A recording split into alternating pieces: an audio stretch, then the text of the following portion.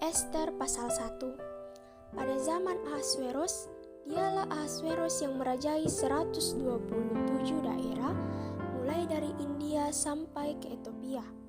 Pada zaman itu, ketika Raja Ahasweros bersemayam di atas tahta kerajaannya di dalam benteng Susan, pada tahun yang ketiga dalam pemerintahannya, diadakanlah oleh Baginda perjamuan bagi semua pembesar dan pegawainya, tentara Persia dan Media, kaum bangsawan dan pembesar daerah hadir di hadapan Baginda. Di samping itu, Baginda memamerkan kekayaan, kemuliaan kerajaannya dan keindahan kebesarannya yang bersemarak berhari-hari lamanya sampai 180 hari.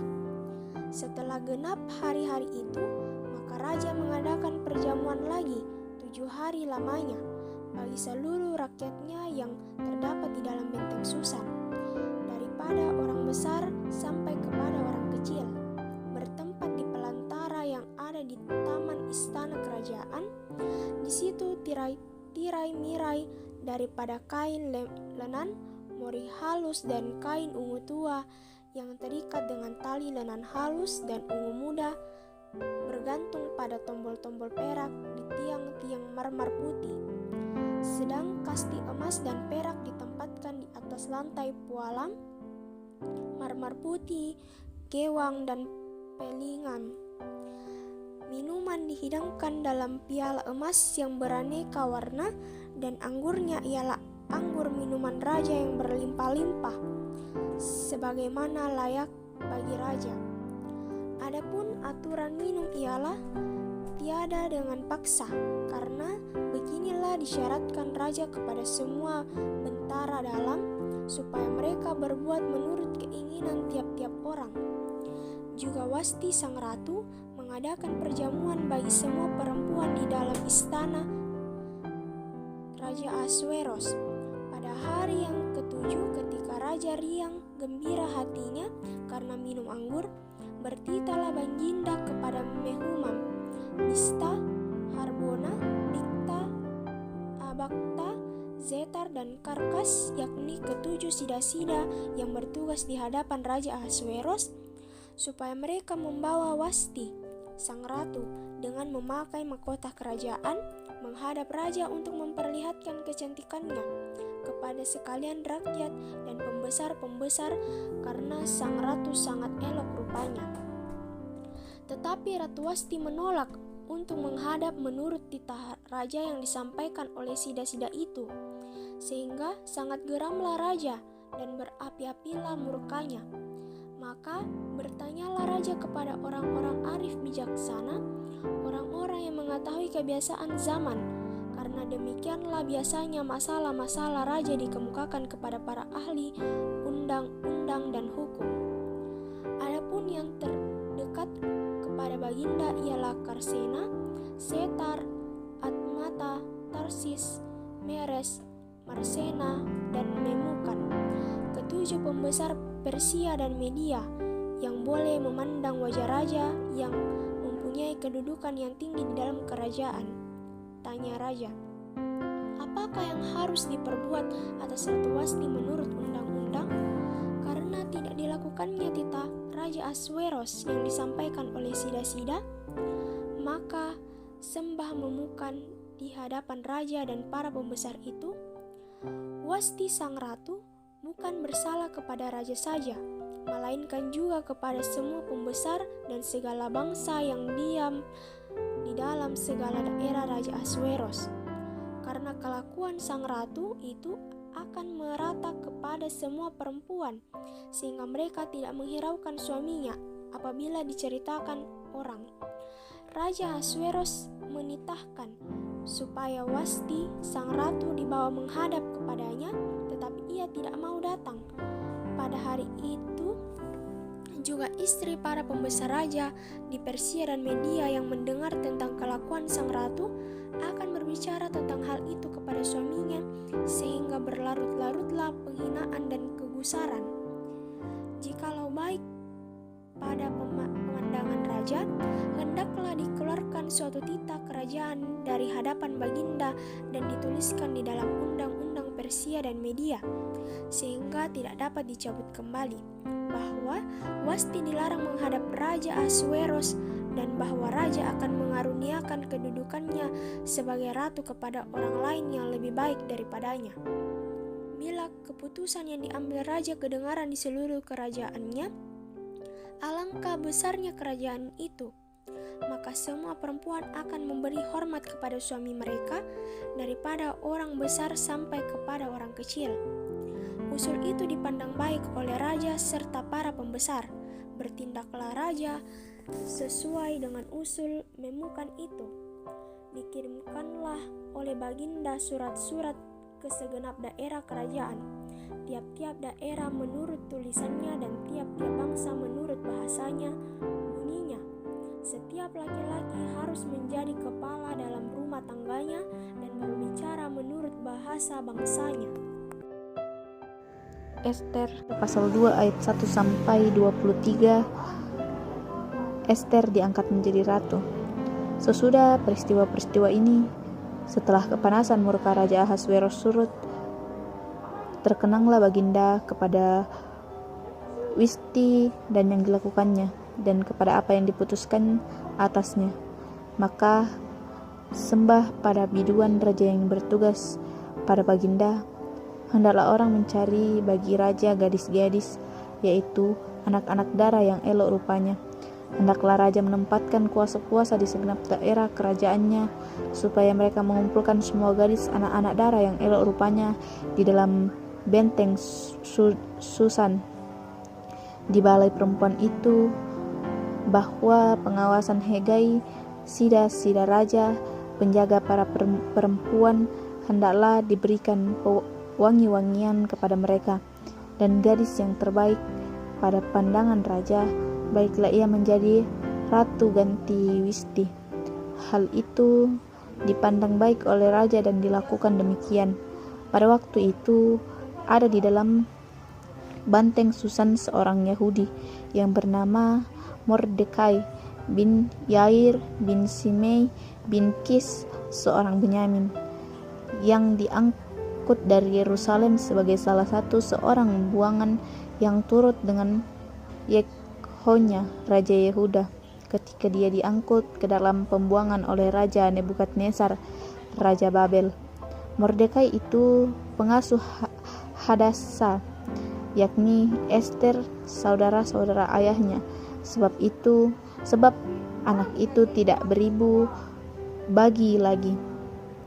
Gadis itu elok perawaknya dan cantik parasnya. Ketika ibu bapaknya mati, ia diangkat sebagai anak oleh Mordekai. Setelah titah dan undang-undang raja tersiar dan banyak gadis dikumpulkan di dalam benteng Susan di bawah pengawasan Hegai, maka Ester pun dibawa masuk ke dalam istana raja di bawah pengawasan Hegai, menjaga para perempuan. Maka gadis itu sangat baik dan pemandang dan menimbulkan kasih sayangnya, sehingga Hegai segera memberi wangian dan pelabur kepadanya, dan juga 7 orang dayang-dayang yang terpilih dari isi istana raja, kemudian memindahkan dia dengan dayang-dayangnya ke bagian yang terbaik di dalam balai perempuan. Ester tidak memberitahukan kebangsaan dan asal-usulnya karena dilarang oleh Mordekai, tetapi tiap-tiap hari berjalan-jalan Mordekai di depan pelantara balai perempuan itu untuk mengetahui bagaimana keadaan Ester dan apa yang akan dilakukan atasnya. Tiap-tiap kali seorang gadis mendapat giliran untuk masuk menghadap Raja Ahasweros, dan sebelumnya ia dirawat menurut peraturan bagi para perempuan selama 12 bulan. Sebab seluruh waktu digunakan untuk memakai wangi-wangian, 6 bulan untuk meminyaki mur, dan 6 bulan lagi untuk memakai minyak kasai serta lain-lain wangi-wangian perempuan. Lalu gadis itu masuk menghadap raja, dan segala apa yang dimintanya harus diberikan kepadanya untuk dibawa masuk dari balai perempuan ke dalam istana raja. Pada waktu petang ia masuk dan pada waktu pagi ia kembali. Tetapi sekali ini ke dalam balai perempuan yang kedua di bawah pengawasan Saasga Sida Raja, penjaga para gundik. Ia tidak diperkenankan masuk lagi menghadap raja kecuali jikalau raja berkenan kepadanya. Ia dipanggil dengan disebutkan namanya. Ketika Ester, anak Abihai, yakni saudara ayah Mordekai, yang mengangkat Ester untuk menghadap raja, maka ia tidak menghendaki sesuatu apapun selain daripada yang dianjurkan oleh Hagai, Sida Raja, penjaga para perempuan. Maka Ester dapat menimbulkan kasih sayang pada semua orang yang melihat dia. Demikianlah Ester dibawa masuk menghadap Raja Ahasveros ke dalam istananya pada bulan yang ke-10, yakni bulan Tebet, pada tahun yang ke-7 dan dalam pemerintahan Baginda. Maka Ester dikasih oleh Baginda lebih daripada semua perempuan lain, dan ia beroleh sayang dan kasih Baginda lebih dari semua anak darah kota kerajaan ke atas kepalanya, dan mengangkat dia menjadi ratu ganti Wasti. Kemudian diadakanlah oleh Baginda suatu perjamuan bagi semua pembesar dan pewangian, yakni perjamuan karena Ester, dan Baginda menintahkan kebebasan pajak bagi daerah-daerah serta mengaruniakan anugerah sebagaimana layak bagi raja. Selama anak-anak darah dikumpulkan untuk kedua kalinya, Mordekai duduk di pintu gerbang istana raja. Adapun Ester tidak memberitahukan asal-usul dan kebangsaannya seperti yang diperintahkan kepadanya oleh Mordekai, sebab Ester tetap berbuat menurut perkataan Mordekai seperti pada waktu ia masih dalam asuhannya. Pada waktu itu, ketika Mordekai duduk di depan pintu gerbang istana raja, sakit hatilah Bigtan dan Teres, dua orang Sida Raja yang termasuk golongan penjaga pintu. Lalu berkhianatlah mereka untuk membunuh Raja Ahasveros. Tetapi perkara itu dapat diketahui oleh Mordekai, lalu diberitahukannya lah kepada Ester sang ratu, dan Ester mempersembahkan kepada raja atas nama Mordekai. Perkataan itu diperiksa dan ternyata benar, maka kedua orang itu disuluhkan pada tiang, dan peristiwa itu ditulis dalam kitab sejarah di hadapan raja. Amin. Ester pasal 3 ayat yang pertama sampai dengan ayatnya yang ke-15. Muslihat Haman untuk memunahkan orang Yahudi. Sesudah peristiwa-peristiwa ini, maka Haman bin Hamedata orang Agag dikaruniailah kebesaran oleh Raja Ahasveros, dan pangkatnya dinaikkan serta kedudukannya ditetapkan di atas semua pembesar yang ada di hadapan Baginda. Dan semua pegawai raja yang di pintu gerbang istana raja berlutut dan sujud kepada Haman, sebab demikianlah diperintahkan raja tentang dia. Tetapi Mordekai tidak berlutut dan tidak sujud. Maka para pegawai raja yang di pintu gerbang istana raja berkata kepada Mordekai, "Mengapa engkau melanggar perintah raja?" Setelah mereka menegur dia berhari-hari dengan tidak didengarkannya juga, maka hal itu diberitahukan merekalah kepada Haman untuk melihat apakah sikap Mordekai itu dapat tetap, sebab ia telah menceritakan kepada mereka bahwa ia orang Yahudi. Ketika Haman melihat bahwa Mordekai tidak berlutut dan sujud kepadanya, maka sangat panaslah hati Haman. Tetapi ia menganggap dirinya terlalu hina untuk membunuh hanya Mordekai saja, karena orang telah memberitahukan kepadanya kebangsaan Mordekai itu. Jadi Haman mencari ikhtiar memunahkan semua orang Yahudi, yakni bangsa Mordekai itu, di seluruh kerajaan Ahasveros. Dalam bulan pertama, yakni bulan Nisan, dalam tahun yang ke-12 zaman Raja Ahasveros, orang membuang pur, yakni undi, di depan Haman, hari demi hari dan bulan demi bulan, sampai jatuh pada bulan yang ke-12, yakni bulan Adar. Maka sembah Haman kepada Raja Ahasweros, ada suatu bangsa yang hidup tercerai-berai dan terasing di antara bangsa-bangsa di dalam seluruh daerah kerajaan tuanku. Dan hukuman mereka berlainan dengan hukum segala bangsa, dan hukum raja tidak dilakukan mereka, sehingga tidak patut bagi raja membiarkan mereka leluasa. Jikalau baik pada pemandangan raja, hendaklah dikeluarkan surat titah untuk membinasakan mereka. Maka hamba akan menimbang perak 10.000 talenta dan menyerahkannya ke tangan para pejabat yang bersangkutan, supaya mereka memasukkannya ke dalam perbendaharaan raja. Maka raja mencabut cincin meterainya dari jarinya, lalu diserahkannya kepada Haman bin Hamedata orang Agag, seteru orang Yahudi itu. Kemudian titah raja kepada Haman, perak itu terserah kepadamu, juga bangsa itu untuk kau perlukan seperti yang kau pandang baik. Maka dalam bulan yang pertama pada hari yang ke-13 dipanggillah para panitera raja, lalu sesuai dengan segala yang diperintahkan Haman, ditulislah surat kepada wakil-wakil raja, kepada setiap bupati yang menguasai daerah, dan kepada setiap pembesar bangsa, yakni kepada tiap-tiap daerah menurut tulisannya, dan kepada tiap-tiap bangsa menurut bahasanya. Surat itu ditulis atas nama Raja Ahasweros dan dimeterai dengan cincin meterai raja. Surat-surat itu dikirimkan dengan perantaraan pesuruh-pesuruh cepat ke segala daerah kerajaan, supaya dipunahkan, dibunuh, dan dibinasakan semua orang Yahudi daripada yang muda sampai kepada yang tua. Bahkan anak-anak dan perempuan-perempuan pada satu hari juga, pada tanggal 13 bulan yang ke-12, yakni bulan Adar, dan supaya dirampas harta milik mereka. Salinan surat itu harus diundangkan di dalam tiap-tiap daerah, lalu diumumkan kepada segala bangsa, supaya mereka bersiap-siap untuk hari itu. Maka dengan tergesa-gesa berangkatlah pesuruh-pesuruh cepat itu atas titah raja, dan undang-undang itu dikeluarkan di dalam benteng Susan. Sementara itu raja serta Haman duduk minum, tetapi kota Susan menjadi gempar.